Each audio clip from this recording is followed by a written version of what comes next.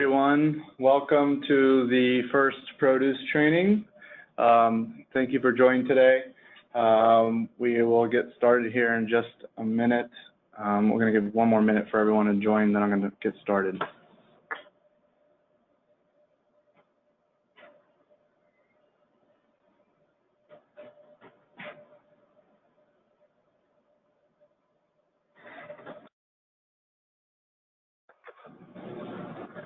Okay, in the interest of time, we're going to go ahead and jump in.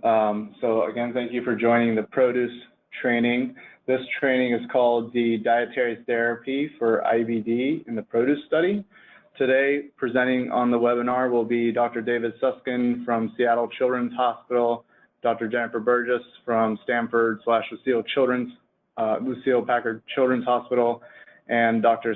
Shahzad Saeed from Dayton Children's Hospital. And before we get started, I just wanted to cover a few quick housekeeping notes. During this webinar, we are going to keep everyone's phones and microphones muted throughout the webinar. There is going to be a Q&A portion where we will unmute everyone's mic. We'll unmute your microphone during that section that's closer to the end of the webinar. If you want to ask questions during the webinar, you can do that with the GoToWebinar's chat box or question box that you'll see on your toolbar, on the GoToWebinar toolbar on the right-hand side of your screen. But just note that we are going to hold all questions until we get to the Q&A portion of the webinar. Like I explained above, we'll also unmute your microphone if you want to ask a question at that time.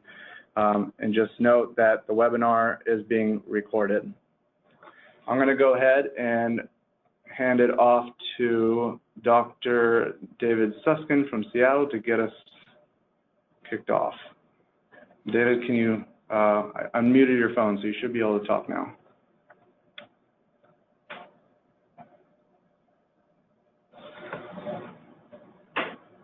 And David, you might be muted on your side, so you might just need to unmute yourself.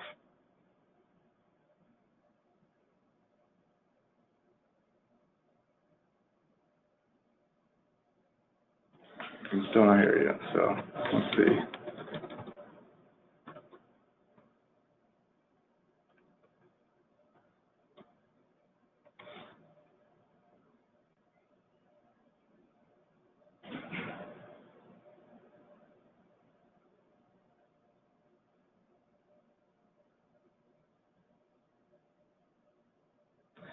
David, if you're talking, we still can't hear you. It looks like you're self-muted on your line. You might just need to hit unmute on your phone or on your computer.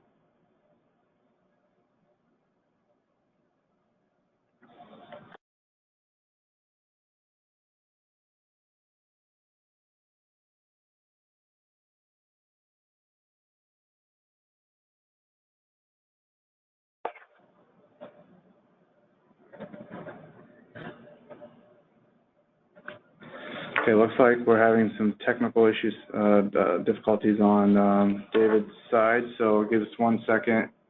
We'll try to get that working for him.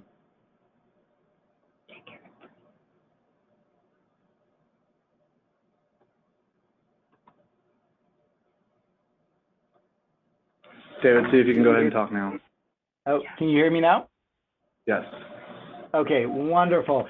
Well, and in conclusion, the SCD is a wonderful diet. No, sorry. That's the humor there. So this is extremely exciting. I think this study that is being put forward is hopefully going to be able to answer some important, essential questions in IBD management and obviously the role of diet in the children that we take care of. So I'm honored and so pleased to be able to present some data in terms of the science behind the SCD. And how do I push this forward? How do I advance? Okay, wonderful. I'll do it first. Oh, okay, thank you. So the big question about IBD is, what is the primary paradigm? And we've looked at IBD for many, many decades as a true immune dysregulation, that the primary fault was within the immune system. And obviously, we know that there are over 200 different genes associated with IBD.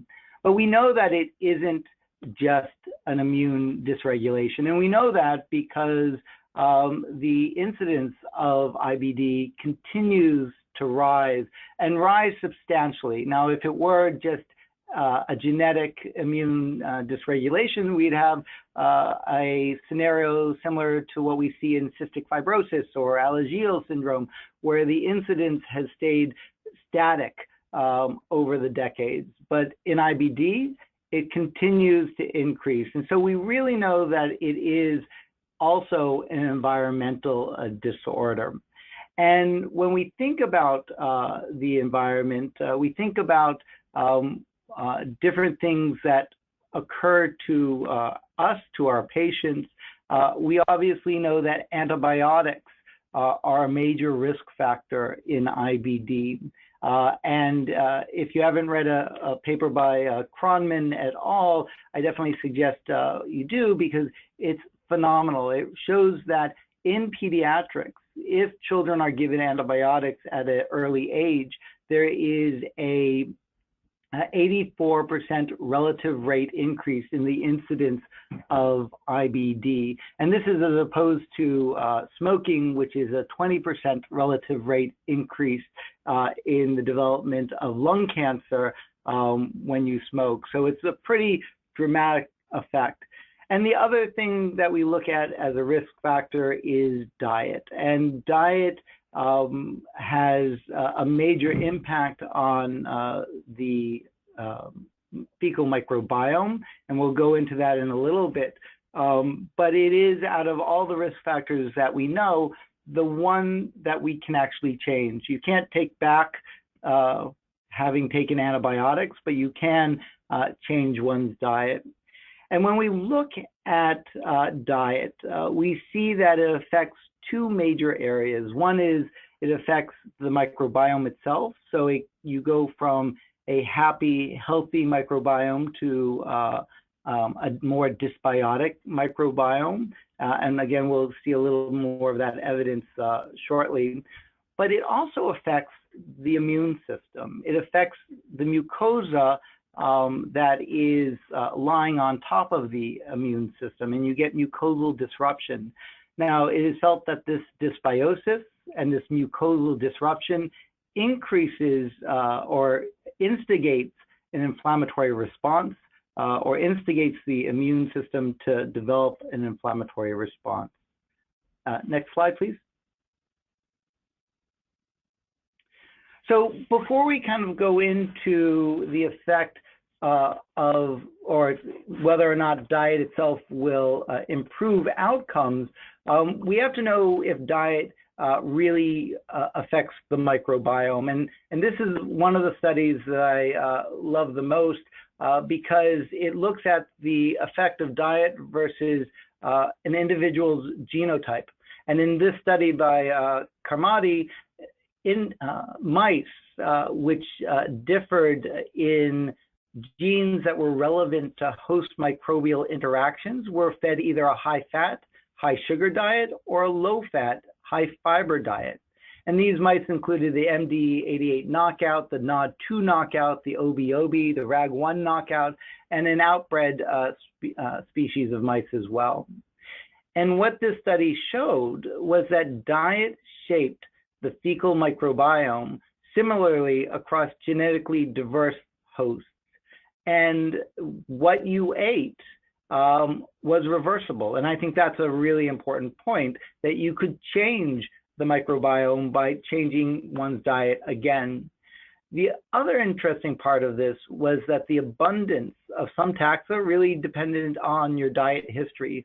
So what you ate maybe at an earlier stage would definitely affect how significant that change could be further down the line.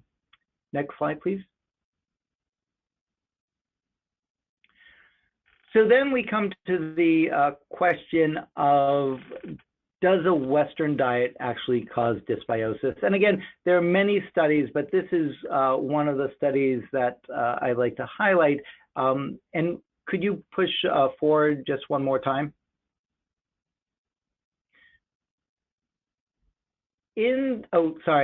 Back again. Okay, so in this study by Martinez Medina, animals which were CBAC10 mice were fed either a conventional diet or a high-fat, high-sugar diet. And there was a significant increase in the E. coli. And that's important because E. coli is definitely one of those organisms that we look at as a potential instigator in IBD. But what you can also see on the pictures below, specifically panel B, is that it increases Claudin-2. And Claudin-2 is a really important protein that can occur on the epithelial line. It's actually a pore-forming protein, meaning it allows things to get in and things to get out. So a high-fat, high-sugar diet gives you the proverbial leaky gut. But it not only does that, it also decreases in panel D, it decreases the MUC2. And MUC2 is a major component of the mucus layer that is surrounding the epithelial lining. And it's actually this mucus layer which is at the forefront of stopping the vast trillion bacteria from instigating an immune reaction. Next slide, please. So it would be great to say, aha, it is just a high-fat, high-sugar diet. But some of the evidence really shows that there are other instigators outside of just a high-fat, high-sugar diet. And we're going to go through some of them, but this talk is not necessarily the complete list of things that may not be good for your GI tract. One of the other instigators is a group of food additives called emulsifiers. And the first emulsifier to get into our diets after World War II was something called maltodextran. And emulsifiers, they give texture, they give taste to foods. And it's considered safe by the FDA. It's given GRAS status. And it's in a lot of the processed foods that we eat, about 60% of them. But just like the high-fat, high-sugar diet, in this study by Nickerson, you can see that the emulsifiers break down that mucus layer. So on the top of the picture, you can see all the red dots, and all the red dots represent the trillion plus bacteria in the GI tract. The black is that mucus layer, that 9-micron thick mucus layer that keeps the vast majority of the microbiome away from the immune system. And then you can see the epithelial layer as well. And what you see is that those red dots, those bacteria are getting much closer to the epithelial layer when these animals are fed maltodextran. Next slide, please. So there are many emulsifiers in our diet, and there are many other potential food additives that may have a causative effect in IBD. This is another really well done study by Chasing that was in Nature in 2016, or excuse me, 15.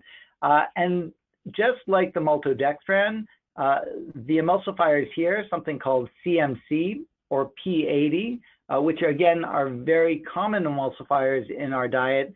We probably don't recognize them as much because on food packaging, they can be noted as modified cornstarch or just as emulsifier.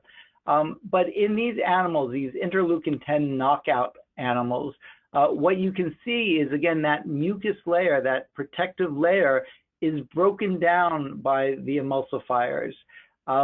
In addition, it actually increases the intestinal permeability and again leads to a proverbial leaky gut. Next slide, please. So we and others became very interested in diet as a factor in making individuals trigger the IBD, as well as the flip side of it as a potential way of improving our patients' outcome.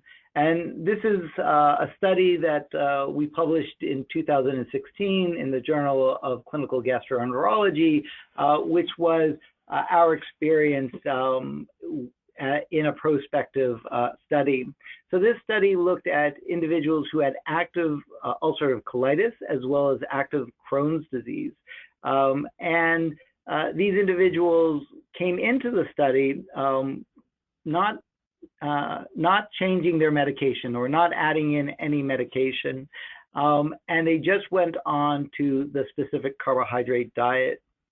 And what we saw was that from a clinical standpoint, patients improved, and some of them improved fairly dramatically on this diet from a clinical perspective. Now, there are 2 stars and there are 2 circles. And those stars and those circles represent individuals who either were not able to maintain the diet, because again, the diet is not necessarily the easiest diet to follow, or there are individuals, the circles, who didn't respond to the diet.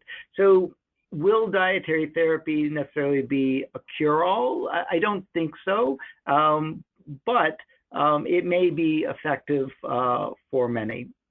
Next slide, please. What's also really important, as we all know, with any therapy, whether it be medication or diet, is that we're reducing the inflammatory burden as well. And again, the stars represent individuals who were not able to complete the study or left the study. But the rest of the individuals, you can note that a lot of them, the CRP improved dramatically. And I always like pointing out that we did this study with the Atlanta group, Stan Cohen, that their group had slightly different norms for their CRP, and that's why there's this different appearing effect. But in fact, we both of our groups saw fairly positive results in terms of improvement in the CRP. Next slide. And we also looked at calprotectin. And again, the stars represent individuals who dropped out of the study. The circles represent individuals who didn't respond to the diet. And again, as you would expect, the calprotectins stayed elevated or actually rose. But there were individuals who responded clinically, but then still had a bump in their calprotectin.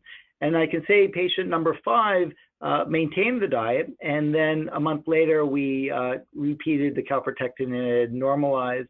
And patient number 8 actually started cheating on the diet, and we think that's why the calprotectin increased. Next slide, please.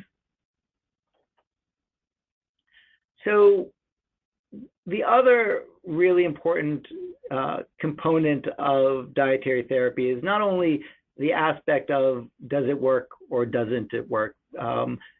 We feel that it does from our preliminary studies, and this study hopefully will answer that question much better. But the next step would be determining the mechanism.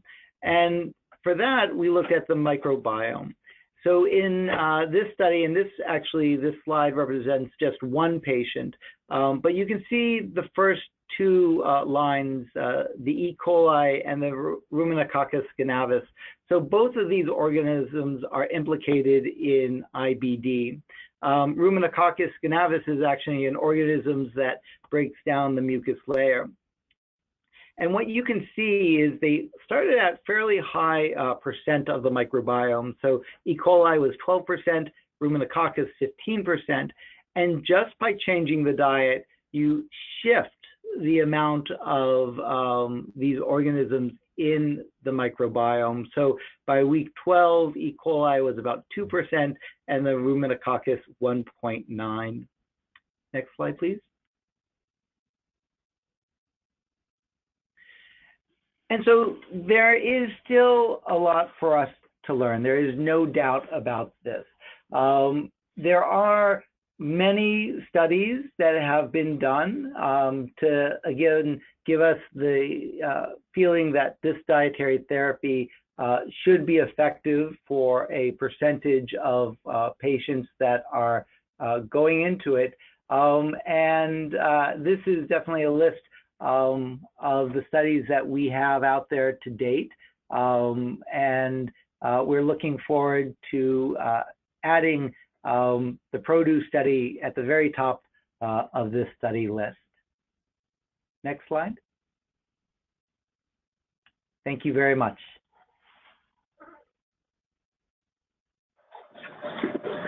All right, looks like Dr. Jennifer Burgess, you are up. Great. So I'm Jen Burgess. I am one of the physicians at Lucille Packard Stanford. We, like Seattle, have used the SCD for treatment of our patients with inflammatory bowel disease. My focus over the next 10 slides is to sort of describe how, clinically in practice, we have used the SCD. This is going to potentially vary a bit from the specific details of the produce study, which Shahzad will review in the slides after mine. So this is kind of a real life view and real life approach to give you guys examples of how we have used the SCD. In discussing our experience and Seattle's experience, we were pleasantly surprised how very similar we have approached the use of the diet. I think both of our institutions, as well as probably everyone on this call, really feel strongly that nutritional therapy should be a primary treatment choice for patients with IBD. We're all familiar with the use of exclusive enteral nutrition in patients with Crohn's disease. Realizing that may not be feasible for all patients, the SCD does offer a different choice as a nutritional therapy. Being able to manipulate the diet in ways that Dr. Susskind just showed, and the ability to help heal the gut and support the growth of patients is something that we're all really focused on. And I think something that all the families that we interact with are very focused on. It's one of the most frequently asked questions that patients and parents bring up in visits, and the SCD offers an option to discuss with them. I think it's important to know that we do offer this as the chance to both induce and maintain remission. And really being open and discussing these nutritional choices, these somewhat alternative therapies, maybe out a bit of the mainstream of medication therapies that have been traditionally used, really strengthens the therapeutic alliance between providers and patients and families. And we all feel strongly that that alliance is really the key to maintain remission, which is all of our collective goal. Next slide. So to roll out a successful dietary program specifically for the SCD, it does take a team approach. So clearly the patient and the family are knowledgeable and dedicated to the use of this diet. It is not won't ever be called an easy change, and it really is a big lifestyle change. And then a physician or other care provider and a dietitian are key members. But we can't forget about the community that exists around instituting a big dietary change in the family. I think thinking about this in parallel to how you would roll out a gluten-free diet in a newly diagnosed celiac patient, as much education as you can do in your clinic visit is obviously key and jumpstarts the patient to their success. But providing the family the opportunity to connect with other patients, other families, online resources really helps the family in the time, making their changes more efficient, more effective, and can even save them some money. So an example would be trying to bake that pancake or that SCD legal muffin, but it's a lot easier if you go with a recipe that you know is going to work than trying 8 failed recipes at home before you finally find one. And then really important, I think, to stress with patients is that we are using these dietary therapies the same way that we use our medication therapies. So we're putting them up to the same standards. So we are asking these dietary therapies to heal and control the inflammation. So we're using standard clinical disease indices, standard laboratory measurements, as Dr. Susskind showed in his slides of his patients, CRP and calprotectin, for example, monitoring growth, monitoring nutrition the same way that you would follow any patient with inflammatory bowel disease. Having a clear timeline with patients is also important. The same approach that you would take with medication therapy. We're going to go through that timeline here over the next several slides to discuss sort of how we see improvement in patients. Next slide, please. So the typical clinic visit for the SCD probably takes a bit more time. Initially, the way that we tend to approach it depends a bit on where the patient and family are coming in terms of their knowledge. So parents and patients may have done extensive research online. They may have met someone on the SCD. They may have a family member on the SCD. So those people come much more prepared to visits than another patient or parent where we might be introducing the diet as a therapy option. We do go through all their clinical history to review whether SCD would be a good treatment option. So an example would be a patient with maybe ileocolonic stricture, given the high fiber fruit and vegetables that are a mainstay of this diet. It's definitely something to consider, and some patients of ours have had difficulty fistulizing disease as well. The theory behind the diet, I do go through why we feel that dietary therapy impacts the microbiota, might impact that mucus layer. I do think that it gives the family a better understanding of why we are asking them to make such dramatic changes to their diet. And I think it's obviously has to be colored with the age of the patient and trying to describe things, but bringing that science to the table, I do think is important for the family to understand. We do go through the patient's current diet. So we sit through and what do they have for breakfast, lunch, and dinner. We think about any dietary restrictions they may have. Are they a vegetarian? Do they have food allergies, like a nut allergy, which is a real key component of calories in this diet? Are there any cultural considerations? Is this a picky eater or a challenging eater or a snacking eater? Getting all those ideas out on the table is important to help provide the initial dietary counseling.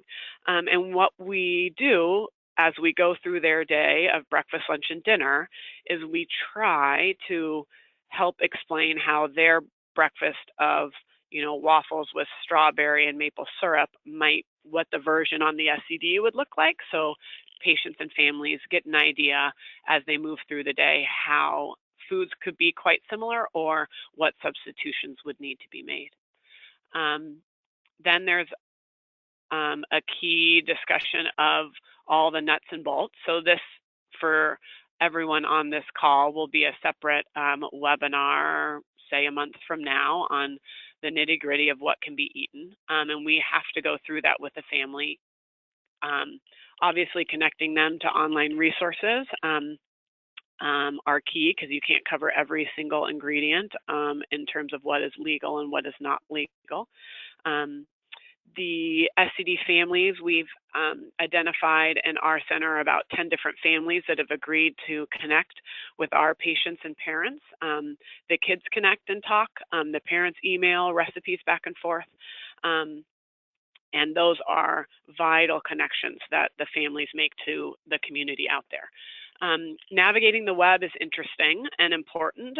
There are all sorts of blogs and websites there. I think it's important to take chat rooms and questions and answers, sometimes with a grain of salt, and always encouraging them to come back to us with questions if needed. And then most important, at the end, is really setting up our timeline of how we are going to follow them as a patient initiating the SCD. Often this initial visit may happen and be a full hour, and we might see them back a week or two later before they've started the diet to review all this information. Clearly that takes some scheduling challenges, but really wanting to make sure that they're prepared and ready. And what their follow-up and trajectory will be, which we'll go through. And then the last piece is Plan B. So as I'm asking the family to make this big lifestyle change and revolutioning their diet, I think it's also important to acknowledge that this might not be the therapy for them, whether that's because their inflammation doesn't respond to these dietary changes, or whether this is a family that has difficulty instituting them. We go through what to expect if there's not a response, and I like to identify in advance what might be the alternative therapy if SCD is not the right choice for that patient or family. Next slide. So our standard disease assessment are things that you use in your clinic every day, using our disease indexes, following labs, CBC, CRP, sed rate, calprotectin, and we really are looking for resolution of inflammation on our laboratory testing. I typically give 4 weeks for that CRP to normalize, for that calprotectin to decline. Occasionally, patients will need more sort of intensive monitoring of their disease, an endoscopy, colonoscopy, and MR enterography. Not a standard piece that I always incorporate, but I have had to turn to that, especially for some of my patients with extensive small bowel disease, where their labs are always normal, their calprotectin is mildly elevated, to really get a sense as to whether they're responding. Next slide, please. So we've gone, I've touched on a little bit of this. I think the timeline at the top will be present on the next several slides. So to review, kind of prior to starting the diet, a clear discussion with the healthcare team, reviewing the patient's individual disease, their food preferences or limitations, teaching about the diet, and then that Plan B if this endeavor on the SCD is unfortunately not successful for the patient. I think, again, knowing the literature and the resources and giving the family some time, hopefully if the patient's disease allows a little bit of time, to really feel like they have a good grasp on the resources in the community available to him or her. The last is how much commitment it takes to do the SCD. The food preparation, for example, is really takes a significant amount of meal planning. Some of our families will say they need an entire day in the kitchen each week to prepare foods ahead of time, both for meals, for lunches, for snacks. There are commercially available products that are SCD legal, and we'll learn all about some of those in the next webinar, but it does take a significant amount of time preparing in the kitchen. An example, I had of a family that ended up not being able to be successful on the diet, and I don't think this is across the board, but I had two working parents, both lawyers, both working extended periods of time. Grandma was the main food preparer at home, and the family acknowledged at our follow-up visits they just weren't able to sort of structure their kitchen and their schedules in a way to allow the time and energy that it needed to make all the foods SCD legal. The Nimble website is going to be a huge resource for you and for the patients in this study. It's been linked in invitations to these webinars and in some of the pre-work. So you've hopefully seen some of the videos and the recipes and the resources that are on that website. I think it's a great educational resource for patients and our families. Okay, next slide. So this is a amazing example of the SCD community. This is Camp Oasis for the Northwest, and Seattle Children's was able to hire a chef for their camp to come prepare the entire week of camp SCD legal recipes for the dozens or more of patients that came to this camp.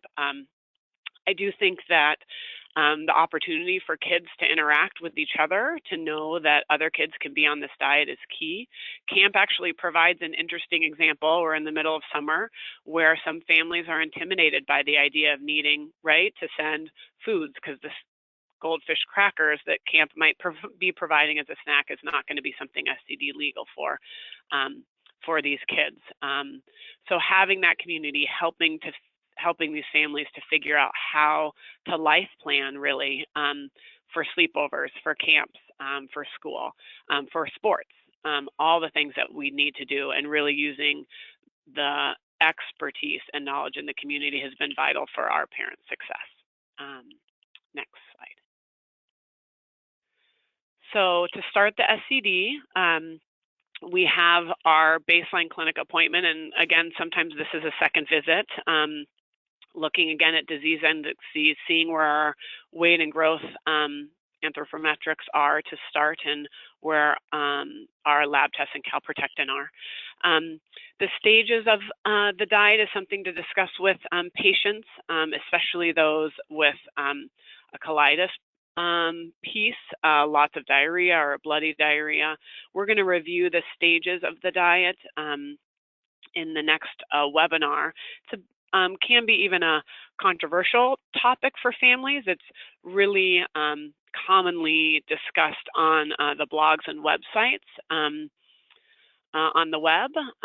It's not something that we have routinely always used in our patients starting the SCD, and same goes for Seattle. But it's starting out with softer, gentler, seeded, peeled fruits, vegetables, broths, mock meat patties, some details that you will learn about to slowly introduce a patient onto the diet. And then some potential hurdles that we might face as we roll out the diet. Who in the IBD clinic team is available to see a patient to answer questions, because there are a lot of questions that come up, and figuring out where those questions should be tunneled to the community, to the dietitian, to the physician. It's also important that we review, sometimes in initiating this diet, or often, patients experience some initial discomfort. Some abdominal cramping, some bloating, sometimes some increase in diarrhea, and that is expected in our patients.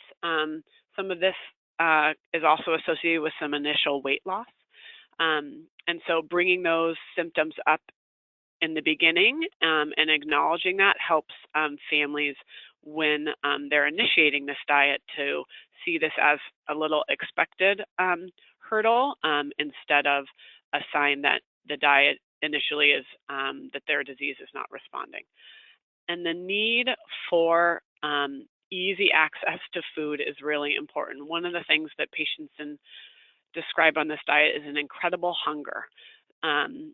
So snack bags are key. We always need to have legal snacks, both for interacting with friends and all the activities that kids are involved in these days, but also to sort of meet that hunger, and switching up those snacks and having lots of variety is key. Next slide. We see the patient back at a 2-week interval. We discuss that how their symptoms have improved, calculating a disease index. Sometimes we have done some laboratory studies at this 2-week visit.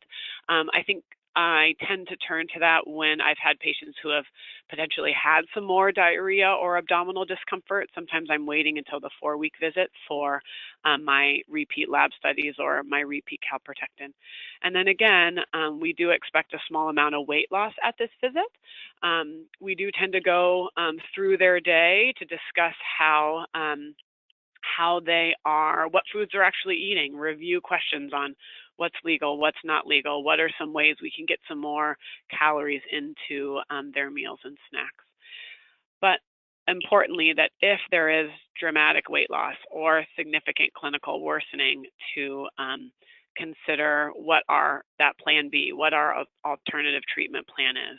I've had several families falling into this box who, when I had met introducing the idea of the SCD, the idea for them to start a Remicade infusion was they had placed Remicade in this locked evil box that was never to be opened.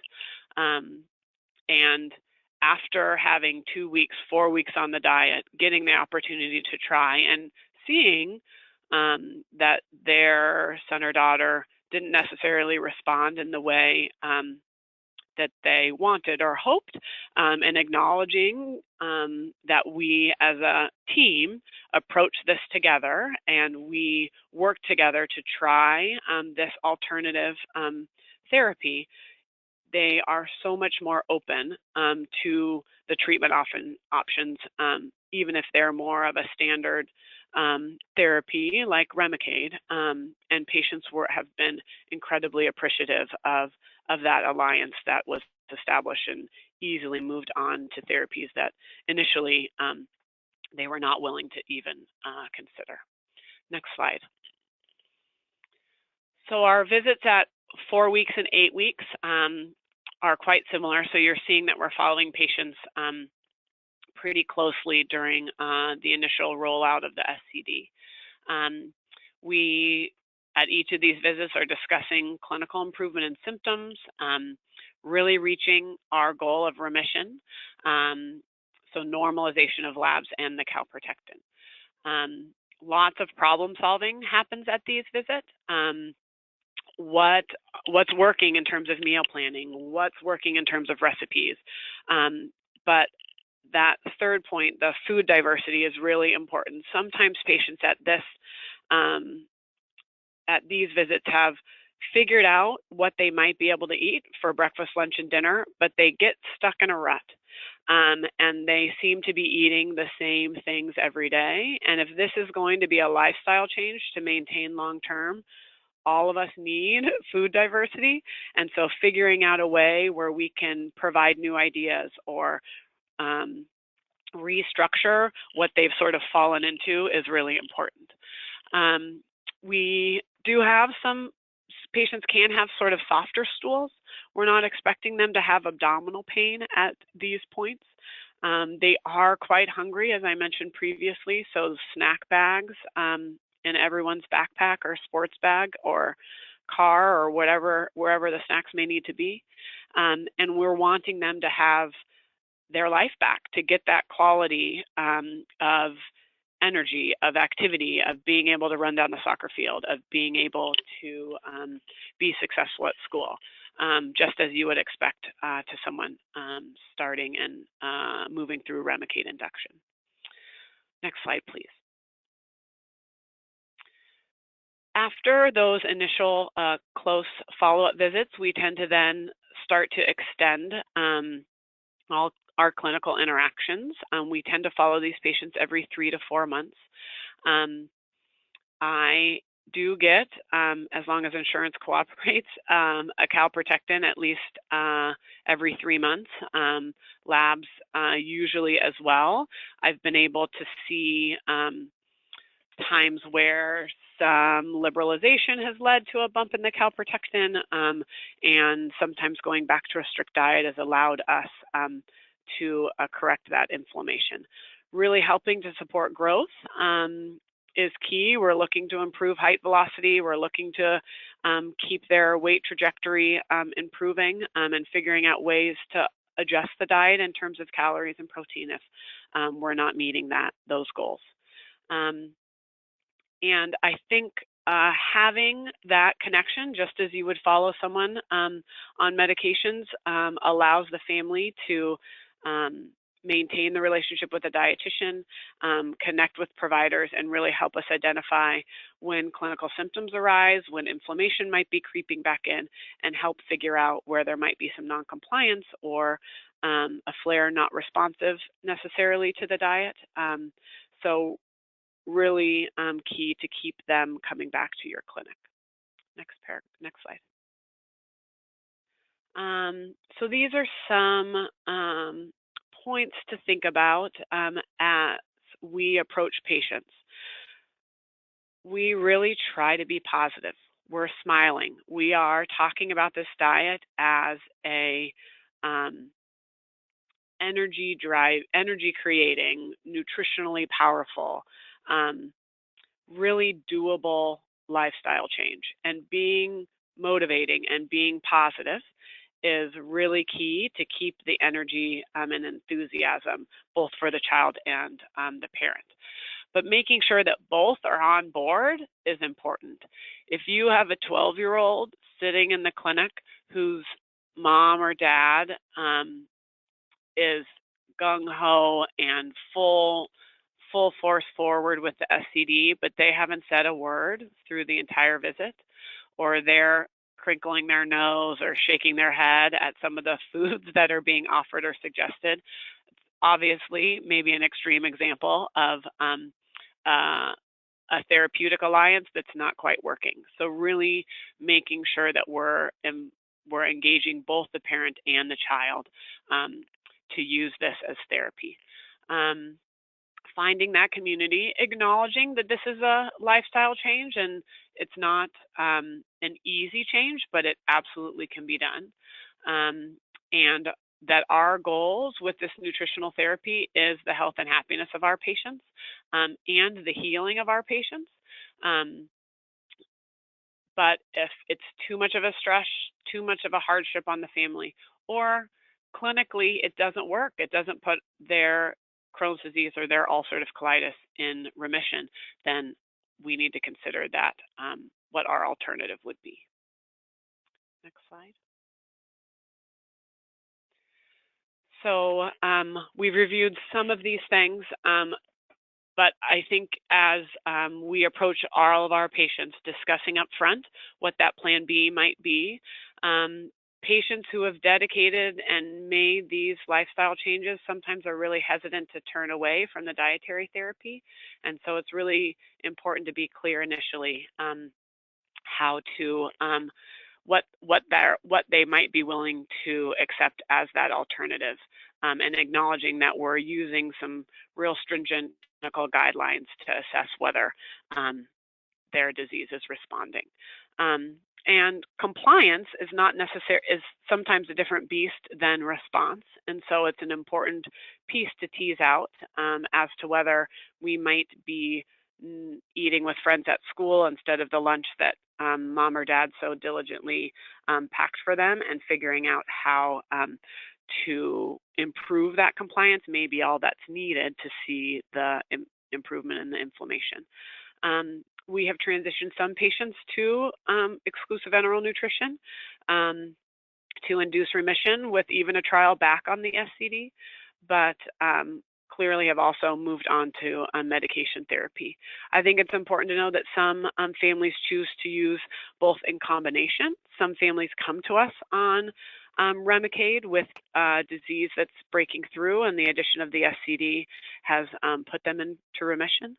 So they're not necessarily exclusive therapy options. Okay, next slide.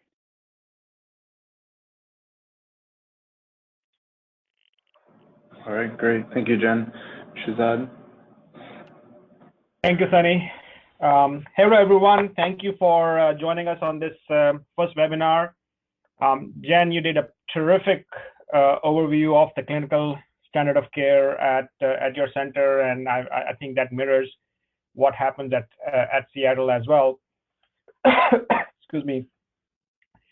So over the next few slides, our focus is going to be how the PRODUCE protocol mirrors the standard clinical practice. We have taken pains to make sure that there are similarities in the protocol as we go through the process. It mirrors some of the processes that have been in place in well-established SCD centers. There are going to be some differences as mandated by the protocol, and we will highlight those differences as we go through the next few slides. And these sort of require some extra attention. So I'm hoping that people have gone through the protocol itself and have familiarized themselves with the protocol, because we're not going to go over the protocol exactly. That's not the purpose of this webinar. But just to reiterate that we're looking at randomized and sequential exposure to strict SCD followed by modified SCD in the two interventions. The differences between the standardized clinical flow and practice versus the PRODUCE protocol will be highlighted in green. So as Dr. Burgess really nicely highlighted, that parents and patients who want to initiate the protocol go through the process of getting educated, discussing, and really knowing the literature as well as the commitment that it takes to participate in the trial. Excuse me, I hope that was just a little bit of a disruption, but not a consistent one.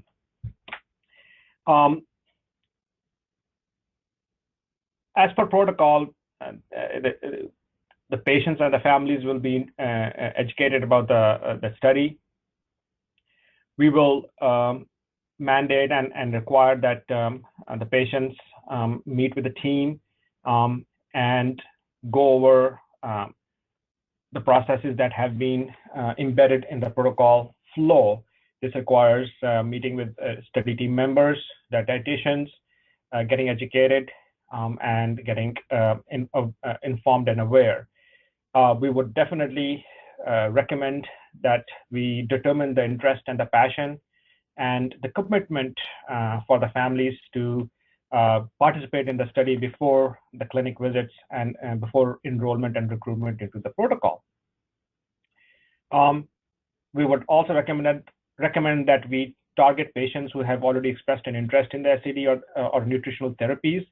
Oftentimes what we have found is that it's probably the parents and patients who approach their providers with a question about nutritional therapies than the other way around, i.e. the providers talking about it with their patients and families. Next slide, please.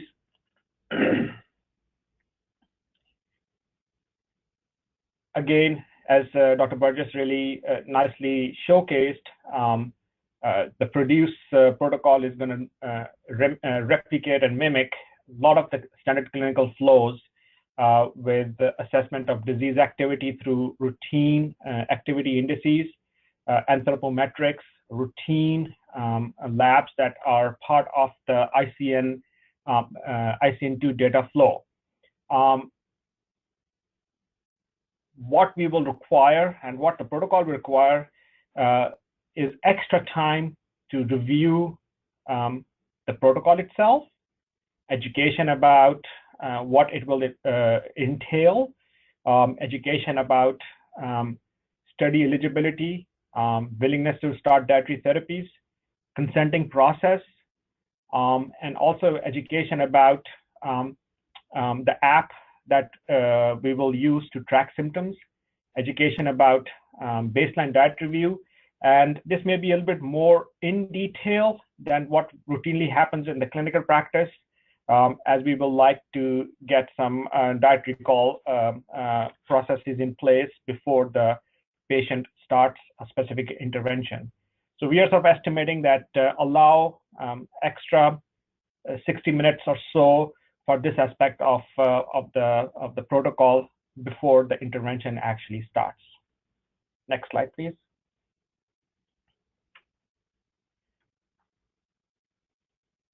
So this again highlights the first visit after the dietary introduction have been initiated. Most of the stuff and the processes are standard of care for dietary therapy. This is going to require a special visit with the dietitian after the initial discussion. This requires probably an educational piece more than just a routine clinical flow with a review of the Eureka app data system for symptom tracking, routine lab tests that are part and parcel of the routine clinical flow, assessing anthropometrics, especially weight, and probably also assessing symptoms, and then offering support, education, and reviewing any issues that stem from the dietary intervention that has been put in place.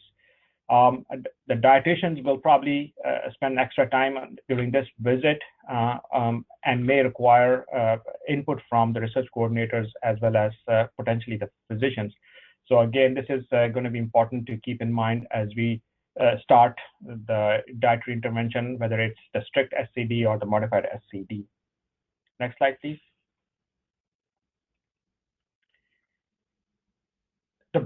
The PRODUCE protocol requires a phone follow-up instead of the standard clinical practice 4-week clinic visit. And one of the reasons that we wanted to do was to lessen some of the undue burden that may happen with frequent clinic visits.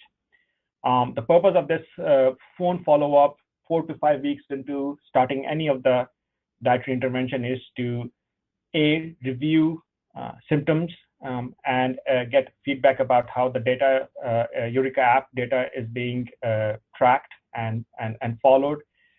Importantly, assess any weight changes which can happen with the dietary intervention and to review that with the patient.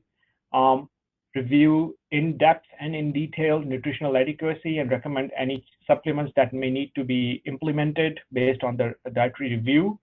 And again, as usual, troubleshooting any dietary or nutritional issues, any clinical support that is needed, and also asking about extra resources that may need to be leveraged for support of the families and the patients as they are sort of going through the process of these dietary lifestyle changes.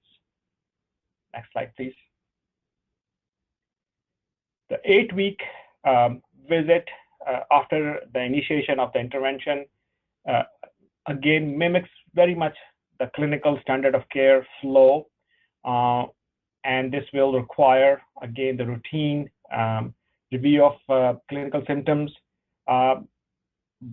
laboratory values and anthropometrics, but the additional PRODUCE mandated requirements and elements would be again review of symptoms through the Eureka app, reviewing fecal cal results, which would be implemented and requested as part of the routine clinical disease assessment parameters, getting the routine ICN anthropometrics and lab values, that are tracked as part of the ICN data and clinical care, with an additional request to measure a vitamin D level, as some concerns have been noted about vitamin D, which may require actually supplementation.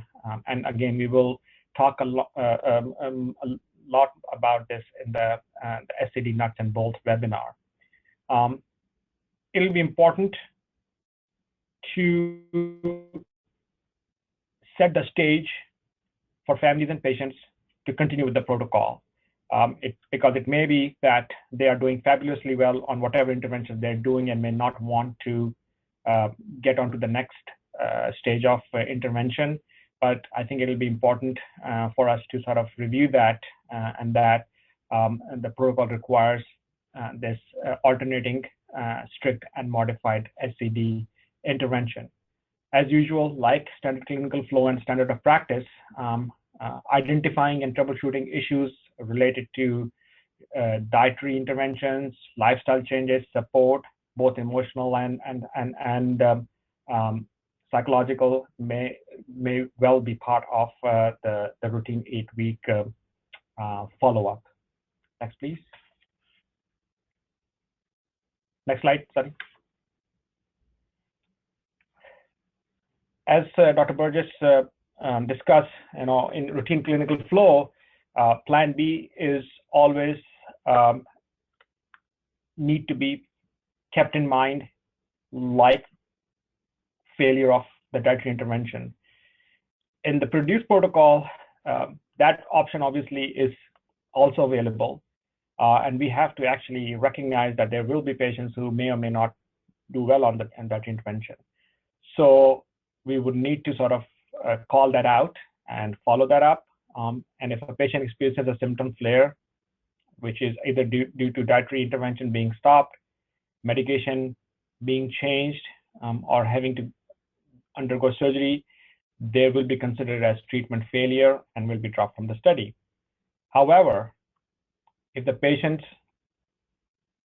are unable or unwilling to continue the assigned dietary steps or unable to collect data, they will automatically be withdrawn from the study as well. Patients who wish to terminate their diet stage early and switch to the next diet stage are not considered withdrawals. So I think the key thing here is that treatment failures will be those patients who go on to escalation, like in clinical practice, or require surgery, or are unable to continue. But those patients who wish to continue with the two interventions, modified or strict SCD, they are allowed to actually change over at a little bit earlier timelines than what the protocol mandates. Next slide. As Dr. Burgess said, it takes a village, and the SCD community is here to support the families and the patients. The Nimble website is an awesome resource. Would highly recommend people to view that before they enroll their patients. It is full of resources and educational pieces, both for providers and for families. And there are also support groups that exist off of the PRODUCE study protocol, as Dr. Burgess mentioned, that can be leveraged and utilized to provide emotional and psychological support as the parents and patients are going through these enormous lifestyle changes. We have fabulous parent partners as part of the research team, and they are also amazing resources for the families. So would also submit that we use them for your patients as a resource, and we can also help navigate that for you, for the participating centers. Next slide, please. Oh, all right, like thank that. You, Shahad. So, David, do you want to go ahead and lead it? Oh, go ahead. Sounds good. So, you know, we all know that everybody has, definitely some knowledge and experience with the SCD on this call. And, the goal is obviously to answer questions in terms of diet's role. But this is also fairly new experience for all of us in terms of putting a dietary study or pushing it forward. So with that being said, we are all here to answer any questions that may arise right now or far in the future, but the floor is open to any questions. And if you would like to ask a question, you can use the hand raise feature on GoToWebinar on the right-hand side on the GoToWebinar panel. You'll see a little hand icon. If you click that, I'll unmute your mic to ask your question. So I'll wait for those to come in. Meanwhile, I did have a couple questions in the question box. One question from Alka Goyle was, how do you approach, this might be for Jen and David, but how do you approach parents who want to stop medications like Remicade, which brought the child into remission after starting the SCD diet? So I think the question is an important question. In terms of the study, I think we would want them to maintain whatever therapy they had been on throughout the study, because again, changing things during the study will affect outcomes. So from a study standpoint, I would definitely have everybody who's on a specific medication stay on that. From a non-study standpoint, I still usually recommend individuals staying on their primary medication therapy if they've been in remission for 2 to 3 years. We'll often rescope. If there is evidence of inflammation, we tell them we should maintain the medication in conjunction with the SCD, and sometimes even consider increasing or adding on additional therapies depending on the degree of inflammation. If there is no inflammation, usually I say, you're doing really well. I would maintain on your therapy, and then if they don't want to, I again support what the patient desires, but we closely follow them. Yeah, I would echo David's points there. I have yet to wean someone off of Remicade onto the diet. I have slowly tapered off of 6-MP in exchange for the SCD in a patient with a very strong family history of lymphoma and a teen boy, all of which we wouldn't primarily choose 6-MP as a therapy for, but I have yet to stop a biologic and replace with a diet. I also think it would be, in that, say, clinical scenario that would be outside of the study, I think it would be important to think of the reasons why maybe infliximab was chosen as the initial therapy. So if it was fistulizing, penetrating disease versus sort of more of a growth failure type of presentation, I think that's another important point to think about. And I would agree that I would have to clearly document deep mucosal healing on a scope and having been on therapy for many years before considering it. Great. Another question, I'm just going down the question list. So we had someone asked, Amy Quinn asked if we were going to share the protocol, if that's been released. So everyone should have access to the Produce protocol. It was sent out originally with the Reliance agreement documents. So the latest version should be what we want for that. Let us know if you have any questions, or if you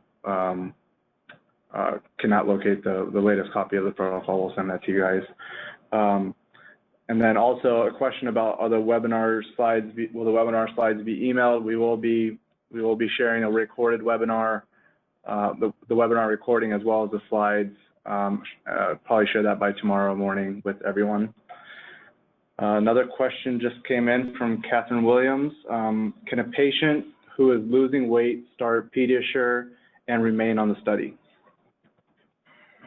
They're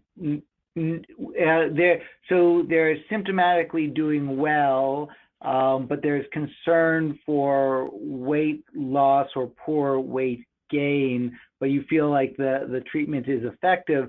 Going on Pediasure would be clinically off of the SCD, and so I would say no, but we have high-calorie SCD legal shakes, which are calorically similar to Pediasure, that one could replace that with. So we would have a workaround, but Pediasure itself would be breaking the SCD.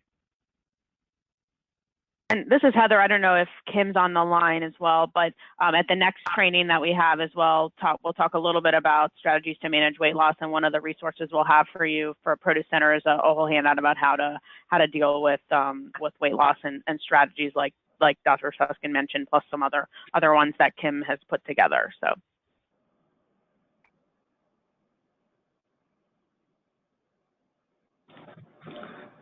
That looks like all the questions on my list. Does anyone have any questions to ask to the group using the hand raise function? You can go ahead and do that now, otherwise we'll move on. I just wanted like to make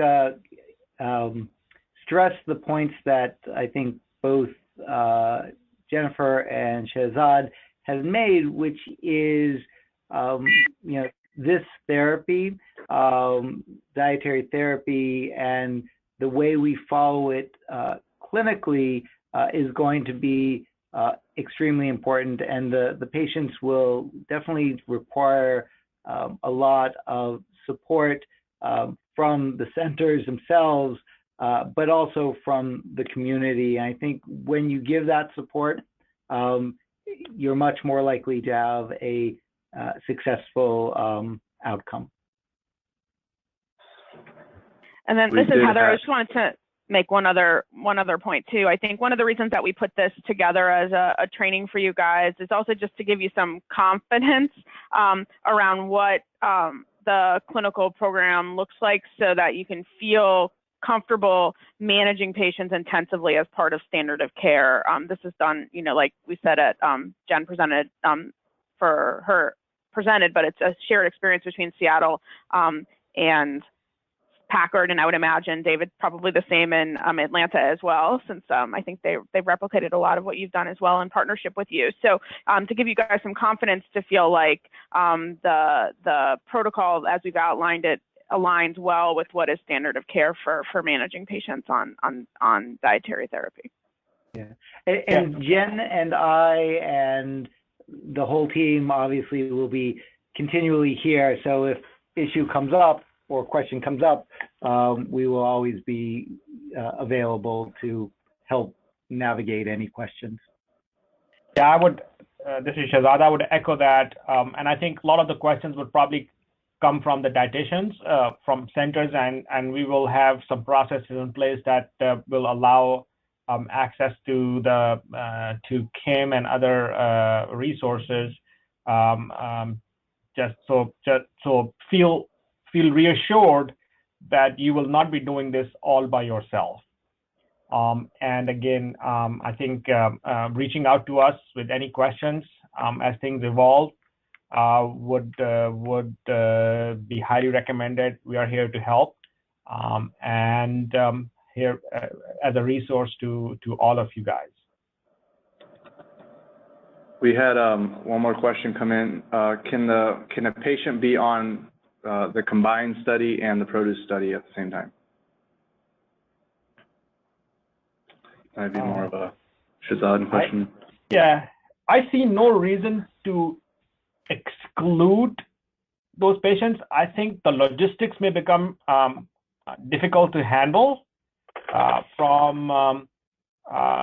follow-up and other things, though Combine is a very pragmatic clinical trial, but I see no specific exclusion criteria as long as we are following the study inclusion-exclusion criteria. Participation in Combine is not an exclusion criteria for Produce. Shazad, correct? I don't remember the Combine protocol. You're more familiar with it than I am. It's a medication study, yes? So people will be starting a new medication. Yes, it's a placebo-controlled combination or dual therapy. So half of the patients will be on intervention with methotrexate and half will not be, but their biologic will continue as standard care. So if somebody is on it, and then wants to do a diet trial, I see no reason that they can't participate. They may not meet inclusion criteria based on the start. If you assume the placebo or whether you don't know. So if you assume it's a medication, the fact that they've started a new medication, I have to look it up. I think, yeah, we can talk about it a little more. That's a great question, and I thank you for thinking about it, because I don't think we had. So that's why we have such a good group of centers that are participating in this, because you guys think of so many things that we didn't think about. So I think we can talk about it again. I'm a little bit worried that that because it's a medication trial, that in fact it'll qualify as a recent medication change, which would then essentially make them ineligible. But we'll look at it and get back to you, because that's a really, really good question. Have to look at the inclusion and exclusion criteria a little more carefully and think about it in the context of what Combine actually is doing. I think it was Go ahead. I was just going to say we have a few hand raises. Do we want to get to that, or Shazad, did you want to make a point? No, I think it will be more exclusion from the Produce side, because we want stabilized medication per se, rather than the other way around, which is that Combine excludes patients with Produce or dietary intervention. But we'll look at it. It's a good question. We're going to open up the mic for a few people who have their hands raised. Fulong Lu, I think I just unmuted your mic. I also see that you typed a question, so I can go ahead and just read that. Can patients be on antibiotics during the study, like for a URI?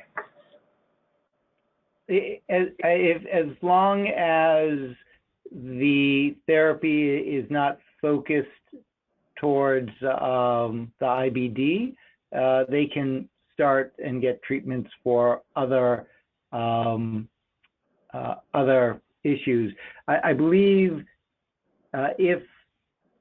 we'd have to look at this too, but I believe if it's at the initiation of the study, that may be an issue. But if they're enrolled already and they have a pneumonia, you can definitely treat that, and that would not affect the study itself.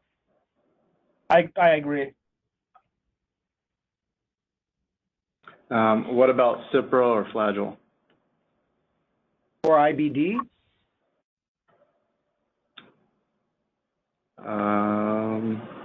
I think if Cipro or Flagyl is being used for non-IBD, it's going to be a time-limited exposure, because you're treating some infection. I think we have not used that as an exclusion criteria, but we can look at that too. But if it's for IBD, then that's a different story. Yeah, agreed.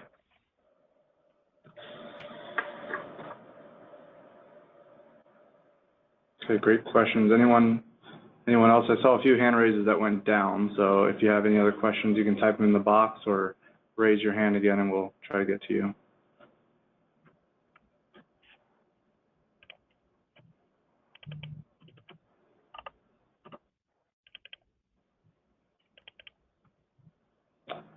So this is just a complete aside while hands may be going up. One of the most interesting things, I actually just came back from the Rainin Foundation meeting, and as many of you may know, Rainin is very interested in nutrition in IBD, and they actually have a special award set just for nutrition in IBD. But one of the very interesting things is they're supporting a lot of basic science in IBD, and there are some up-and-coming areas in terms of diet components, including fiber and the mucosal layer, as well as the types of amino acids and their effect on inflammation in IBD. So I think this is a evolving area as we push forward clinically. Happily enough, the basic sciences are also taking note. All right, a couple more questions came in. So what about a flagell for Vanco or C. diff? And also related to that, are we excluding C. diff before the enrollment? So I think, well, if somebody has an infection, I believe that is a exclusion criteria. So if we feel that this is colonization, then maybe not. But if we think there's an active infection, you would treat that. And if the infection is gone and they're better, awesome. But if they have still activity, then that would be most likely allowed in the study. And then, go ahead. No, I pulled up the protocol, and again, the inclusion criteria states stable IBD medications if on medical therapy with no changes in medications 1 month prior to enrollment, and then we have some criteria for the anti-TNFs and Entyvio. So I think what we would like to see is that if you guys are in a situation where these kind of things are happening, especially from a C. diff perspective, please let us know, and we can help navigate that situation for you guys. And then it looks like we have time for one more question that's on the list here. Can a patient be on probiotics in the study? I think that would be, as long as it's stable. I think that would be fine. Okay, great. We have about 7 more minutes, so we can go ahead and go to the summary slide. So, David, I'll let you go ahead and take that. So again, there is initial evidence that suggests that dietary intervention works, but as we all know, small studies are not always as accurate. And so a study such as the PRODUCE study is really going to be able to answer, does diet truly work in IBD? Patient selection is absolutely key. We want to make sure that the individuals who are involved in the study really want diet as their primary therapy. We mention diet in our clinics, in all of our clinics, but a patient and a patient family really has to want it. If it's pushed upon somebody, that does not necessarily work out. And also the degree of symptoms is going to be important. We definitely are looking for the mild to moderate and not severe. Patient support is mandatory.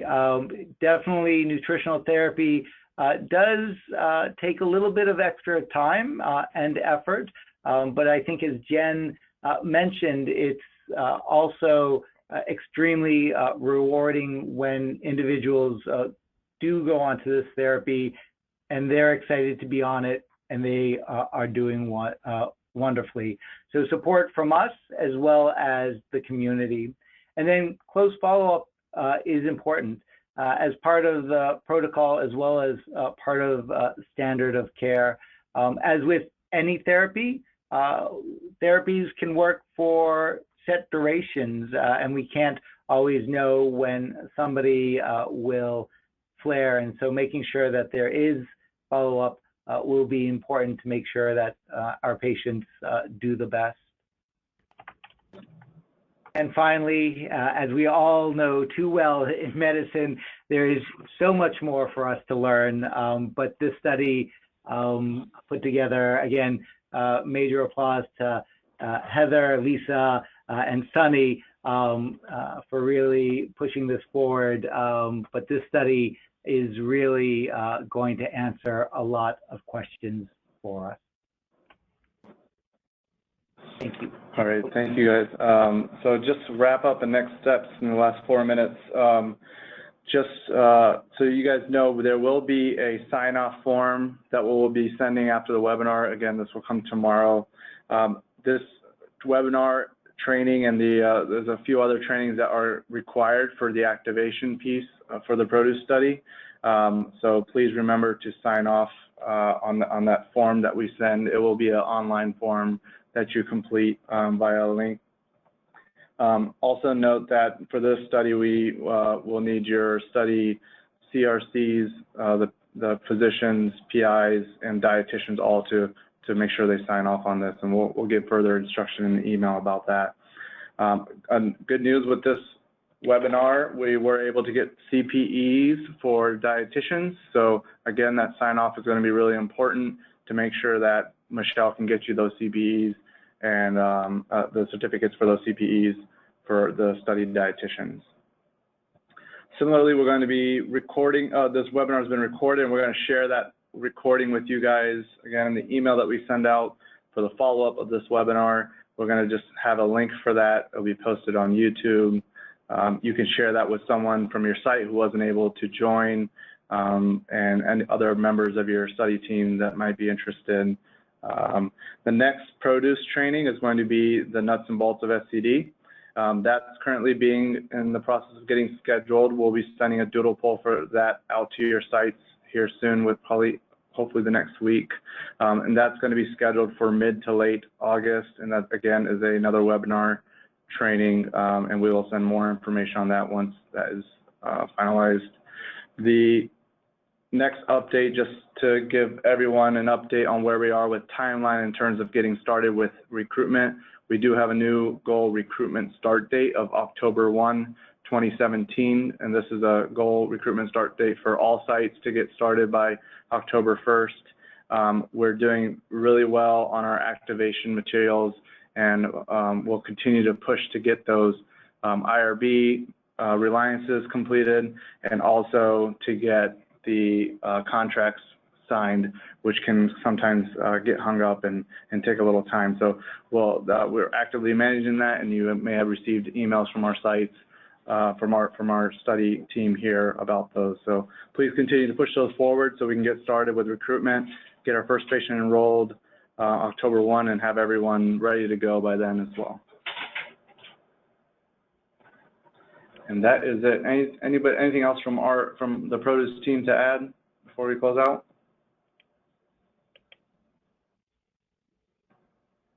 All right.